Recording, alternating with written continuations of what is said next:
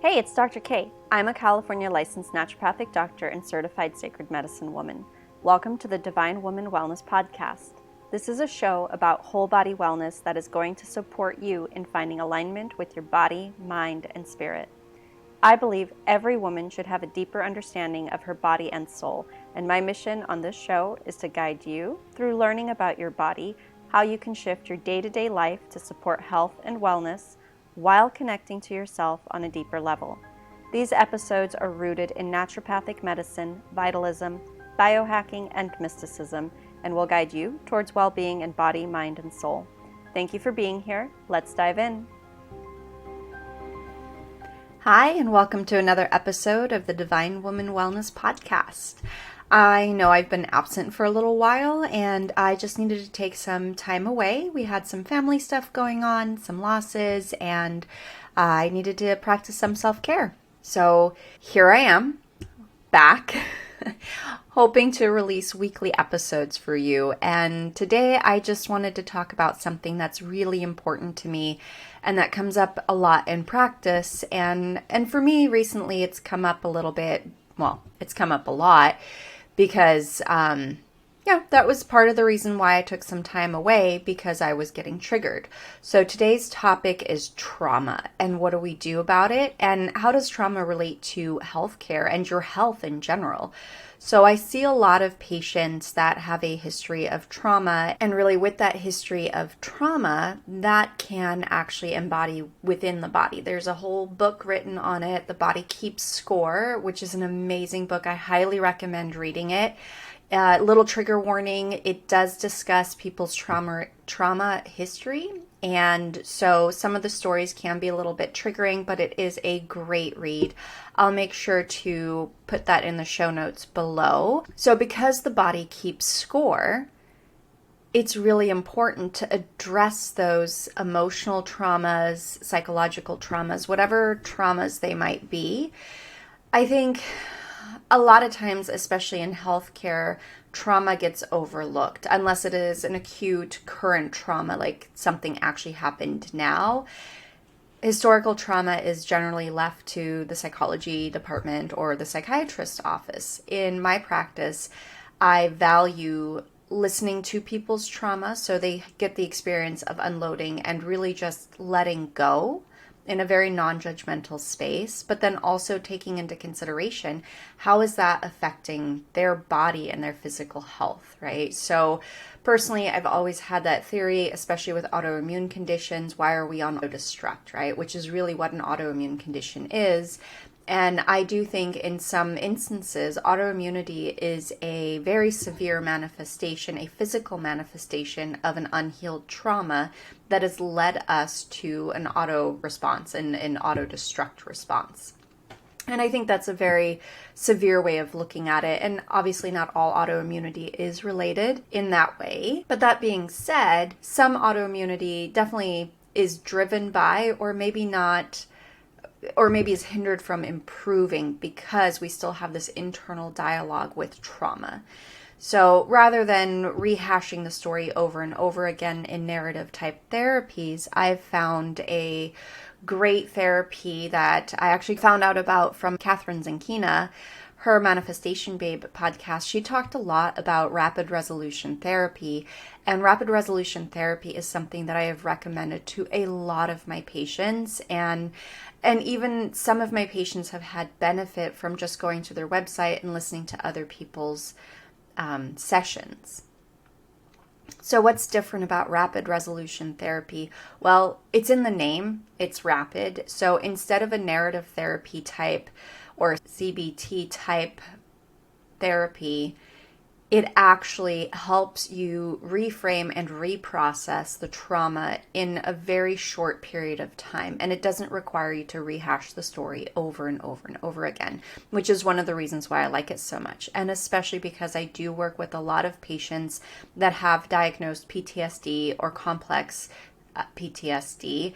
And this is a therapy that was originally developed for survivors of ACEs, and now it's being utilized in many different ways, including healing past trauma, but also changing habits, and those habits may have very well been rooted in trauma. So That being said, rapid resolution therapy is something that I do recommend if you've had trauma or if you've been in therapy or you've tried many different things and you just haven't been able to move past a trauma. Rapid resolution therapy might be a great option for you. And it's short. I like to call it RRT because rapid resolution therapy is definitely a mouthful.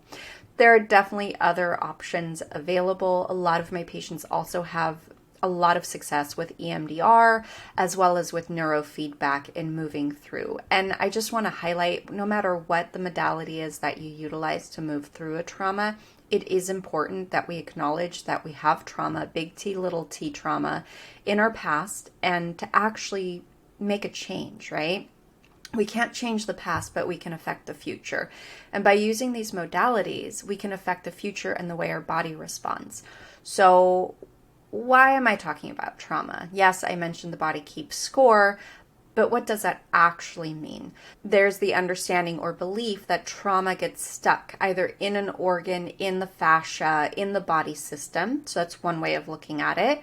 And then in other schools of thought, it is believed, and we do understand that the body gets stuck in a fight or flight response. So that means cortisol is always higher, adrenals are not functioning correctly, the organs of adaptation. So if you're in a constant fight or flight response, the smallest thing can set you off.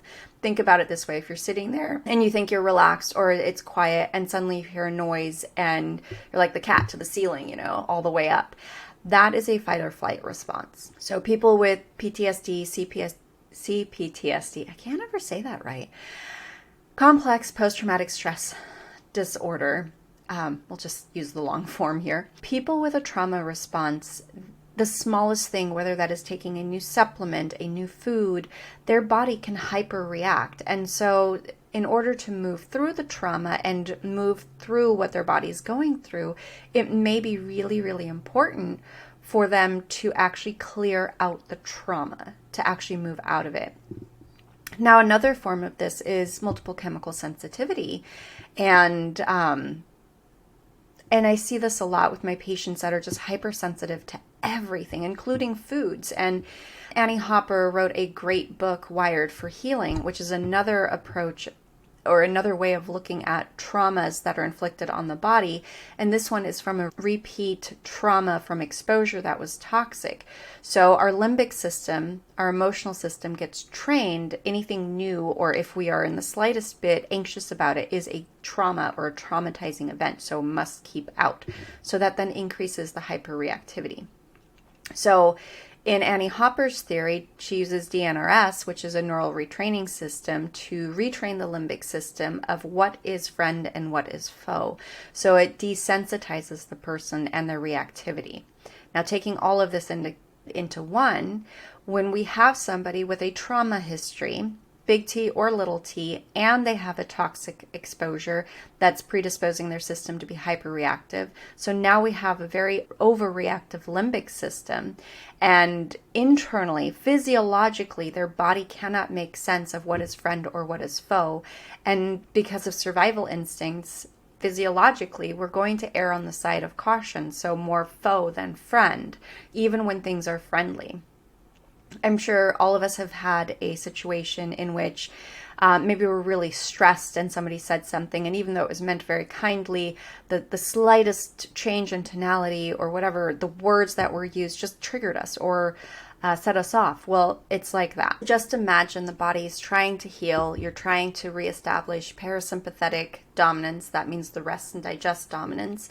And you're constantly being triggered either by foods, by supplements, and not because they're bad for you, but because your body just is done accepting new things because it has learned that new things are bad. So, or at least bad news.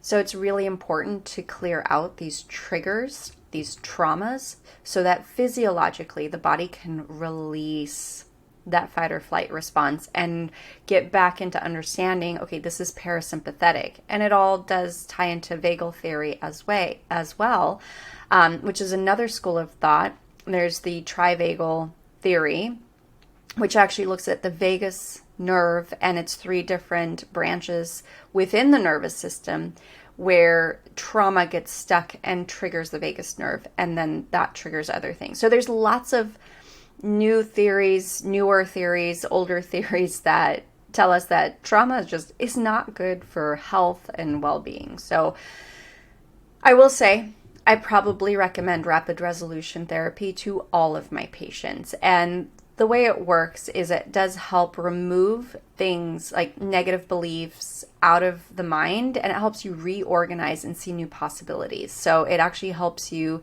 to stop regretting the past and dreading the future. And that just sounds so refreshing when you're no longer stuck rehashing the past or worried about the future, because what happened in the past, right? Past behavior informs future behavior. And yes, we can do all this healing, all the reading, all the journaling we want to, but if we're not actually repatterning, shifting out of the trauma, we can write thousands of pages and not make any changes in our life, or not be able to actually implement those changes in our life, no matter how much we want to, right? So there's the conscious mind and the subconscious mind. And a lot of these PTSD trauma, again, big T, little t traumas get stuck in the subconscious mind. And so they influence our operating system and they drive our entire machinery, the words that are coming out of our mouth, the body language we have, the way we perceive the world, and also on a physiological level. So again, it keeps your body in fight or flight. So it is important to shift and to switch up the operating system. And I think that's the best way I have of explaining it, is that things like rapid resolution therapy and hypnotherapy, and sometimes they can be used in conjunction, can actually reprogram the operating system. And that's where the magic happens. It's no different than, there's a bug in your current operating system on your computer, and then patch 12.527, I don't know. The patch then removes that little glitch and your computer runs so much faster, and things are just easy. So how wonderful would that be if things are just easy? So if you've ever been in a place where you have experienced trauma, or if there's a habit even that you're not sure where it stems from that you're seeking to change, and you've tried with things like repatterning habits and you haven't had any success, or you're stuck in a health loop, consider reaching out to one of the rapid resolution therapists and just see if there's something that needs to shift on a trauma level, or even on just a repatterning level, to let go and move past and move on through a trauma. Now, back to health, I see people that are stuck chronically in fight or flight. Their inflammatory markers are up much more than those people that are able to achieve relaxation. Their digestion, right? If you're constantly in fight or flight and there's cortisol, we're not perfusing our gut. We're not releasing our pancreatic enzymes. Our gallbladder is having a hard time releasing at the correct time, because it's just like running a marathon and trying to eat. That's probably not advisable. I mean, there's a reason we talk about runner's gut, right? Either you have the runs, literally, or you end up having constipation from being stressed and so tight. Nothing works really well when we're in a constant state of fight or flight. So with autoimmunity, again, is it truly that there's a trauma response and that's triggering the autoimmunity, or the trauma response is keeping the body in an inflamed state, and eventually, if the forest is on fire, the forest will burn down. So if your body's on fire or inflamed, eventually you're going to have autoimmune type symptoms. And an easy way to do that is just to work on the things that get you back into parasympathetic activation. So it's time to turn off the physiological alarm bells and to get out of the trauma state. Whatever therapy you enjoy, narrative therapy definitely has a place. CBT, cognitive behavioral therapy, is wonderful. EMDR, that's eye movement desensitization, reprogramming, that's really wonderful. DNRS, dynamic neural retraining system. Sorry. It's alphabet soup over here. And sometimes I get lost in the alphabets. So there's a lot of options. And then, of course, rapid resolution therapy, or RRT. they can all be very, very helpful, and finding the one that works for you. Now, there are definitely great platforms that offer counseling if that's a place where you're at, trying to make those changes. BetterHelp is one of them, and they take insurance as well as cash pay. Whatever it is that you need, that's what you should do. And sometimes my patients are like, well, what do I need? And I will reflect back and say, well, what feels good to you? What's calling your name? And this is where intuition comes in, like your gut instinct. As we talk about these different kinds of therapies, some people will have that, like, that just feels right, or that feels good, or that sounds good. Response. And it's that visceral response, at least for me. I get these visceral hits, like when something is in alignment with myself or that my body really wants it. I feel like, oh yeah, like the room got brighter, things light up. It's this visceral yes. So we talk about these different kinds of therapies, and sometimes we actually trial and error. Rapid resolution therapy is the one that most of my patients have absolutely loved and have had the fastest changes with. Now, that's not saying that's the only therapy that is good, but that is what I've noticed clinically speaking, and helping people really shift out of their fight or flight response. Now, there are some things you can do on a daily basis, like meditation, which helps to calm the nervous system down, vagus nerve stimulation, humming, singing. I know there's some people that recommend gagging. That is not my favorite, because to me, that actually induces the fight or flight response. So the last thing I want to do when I'm trying to get somebody to stimulate their vagus nerve, especially for parasympathetic activation, is have them gag. So that's my caveat there. Gargling is another great one. There are a lot of vagus nerve stimulating devices out on the market now. Let's see. So we talked about meditation, vagus nerve stimulation. Oh, good old-fashioned movement. So whether that is exercise, dance, yoga, tai chi, qigong, any movement that you feel works well with your body that allows you to release stored stress is great. Do that. And it's different. Some people need more gentle flow, and other people feel great after they release a little bit of cortisol. They spike the cortisol, and then it helps them burn through it and then regain their rest state. And another modality I haven't talked about is actually somatic release experience. And it's somatic is body movement. Soma is the body. So somatic experiencing is a physical therapy where you actually move your body in certain ways, and it works on releasing stored traumas in certain areas of your body. So that is a lovely movement approach that you can take. And then there's also craniosacral therapy with somatic release. So there are clinicians or practitioners trained in craniosacral therapy, and because the body keeps score and things get stuck in the body in certain locations, the practitioners that are specifically trained in craniosacral with somatic release can help you process those emotions out of your body and release them. I will try to put some links down below so that you have some resources to move through traumas. Now, why do I bring this up? Again, personally, I had to take some time off because I was getting triggered by some traumas because of what was going on for me personally, and I had to put my money where my mouth is. I had to practice what I preach. And I actually just had to take care of myself. And I feel so much better. And so I'm sharing this message with you because sometimes we just get stuck in a rut or stuck in a pattern. And it's actually because there's an old trauma that's coming to the surface that wants to be released, that wants to be processed, that wants to be let go of. So if you've come up against a wall or the patterns are repeating themselves, please, please, please consider a trauma-informed therapist or movement or something to help you process and move through that. You do not have to do this on your own. And same with healthcare. I definitely have patients who we talk about the treatment plans, and we have a great supplement regimen, and they come back and they haven't done it. And I talk to a lot of moms, a lot of women in general. And unfortunately, a lot of them, what I get is I wasn't worth it. And that breaks my heart. And I've definitely been there. Heck, I think I'm still there at some points in time where, I'm not worth cooking for myself, something that actually is nourishing to my body because it's different than what is nourishing to everybody else's. Or, spending the extra money on a supplement or the extra money on a therapy or a massage or whatever that is. So a lot of times people are stuck and not making progress with their treatment plan because they're not feeling worthy of the treatment plan. And this is one of the reasons why I dive a little bit deeper into trauma therapy and releasing the traumas wherever they come from.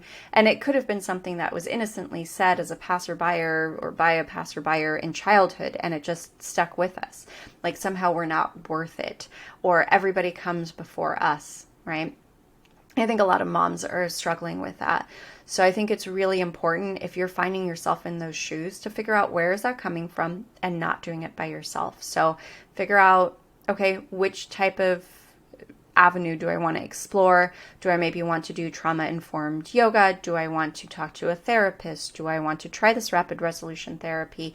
Maybe even just start with journaling. Where is this coming from? Is this something that you did pick up in childhood? Was this modeled behavior by a parent? So it is really, really important that we work through that, because I can give all the treatment plans I want. If the person isn't able to put them into practice and implement them, they're not going to have the success that they could have had they been able to follow the treatment plan. And I see this so often. And eventually people will, finally do the treatment plan because they finally followed through, and they're like, oh my God, I got better so fast. But we spent 2 years talking about the same treatment plan and just on how to implement that. So please take care of yourselves, and you are worth it. You are worth it. You are alive. You are worth it. You are worth the care, love, compassion, time, space, monetary expenses. You are worth it. So not sure who needs to hear that message, but know that you are worth it, and hang in there and seek help. I think that's really, really important.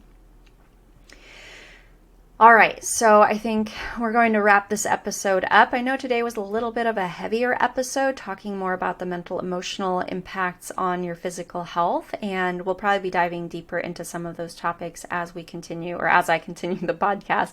Hopefully you'll continue to listen, but just remember, take good care of yourself and care for yourself from a place of love and compassion and kindness, and the inner child. Go love that inner child of yours, and just be a loving, compassionate parent to yourself. Give from a place of overflow to yourself first. So fill your cup up. That's a good way to get into parasympathetic, into rest and digest, is to fill your cup up all the way, as full as it can go, because then you come from a place of overflow, and then life gets really magical, and your health starts getting better too, because you're not scraping at the bottom of the barrel, and your adrenals are not trying to squirt out the last little bit of cortisol they can muster up. So take care of yourself, love, compassion, kindness, and just enjoy life. It's beautiful.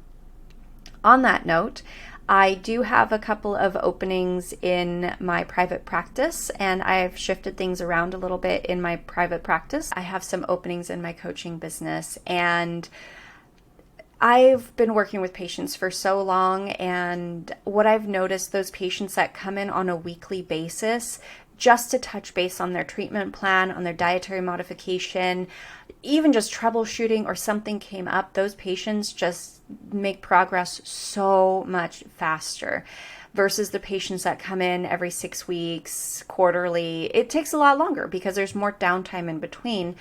And here's the thing. Yes, I'm a naturopathic doctor, but I'm also able to work with you in figuring out, like, where are the snags in life? Is it in the pantry? Is it in the bathroom? Like, where are the exposures? Where is it not working? What's preventing you from getting better? Or when you start a supplement regimen and you get totally overwhelmed, I don't want you to wait 4 weeks, 6 weeks before you come in and say, like, I got overwhelmed. I didn't know where to start. So let's start from scratch now.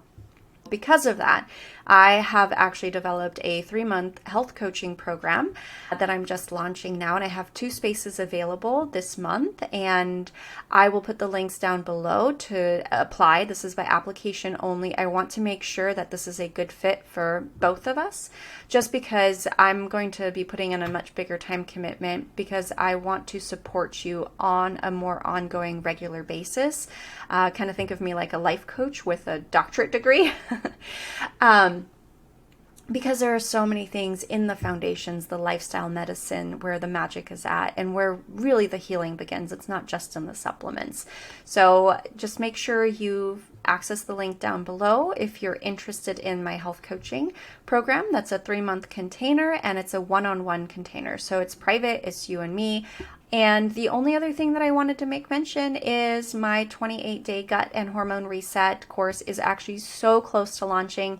I've been recording the videos and creating the modules, and I'm just so excited to release that. So if you're interested in that, or if you want to hear more information, anything that I share in my newsletter, please make sure you go ahead and sign up for my newsletter down below so you can stay on top of everything. Sometimes I'll send out recipes, like, oh gosh, this weekend, total tangent, but this weekend I made the best pumpkin cake. It was gluten-free, definitely not dairy-free, but it was gluten-free, sugar low for a cake. It was so good. It was a pumpkin cake with cream cheese frosting, and I am so proud of that cake. And I think I'm actually going to send out that recipe to everybody in my cohort this week because it was just so good. And by the way, we had leftovers, so I made cake balls with it, and the cream cheese frosting was just so good. So that's coming. And then I worked up a mosquito repellent recipe because I don't know about you guys, but I've been getting eaten by mosquitoes. So those are the kind of things that I like to add into my newsletter and share. And I generally try to send out a newsletter each time a new podcast comes out with some additional information and to make the links a little bit easier. But then, if I have a great conversation with a patient or I create a recipe, I like sending those out as well. So if you want to stay up to date, get on my newsletter. I highly recommend it. And you'll probably be finding some special offers in there in the near future as well. So for now, that's a wrap. I love you guys. Stay kind to yourselves, okay? So I'm going to sign off with a piece of gratitude because we can all use a little bit more gratitude in our life. I am grateful for my body getting me through everything, the days, the nights, being a mommy, being a doctor. I am grateful for my body and my system hanging in there as well as it does. So with that, much love. Share your gratitude. I'll see you on Instagram, and let's connect. Drop into my DMs. All right. Take care. Bye.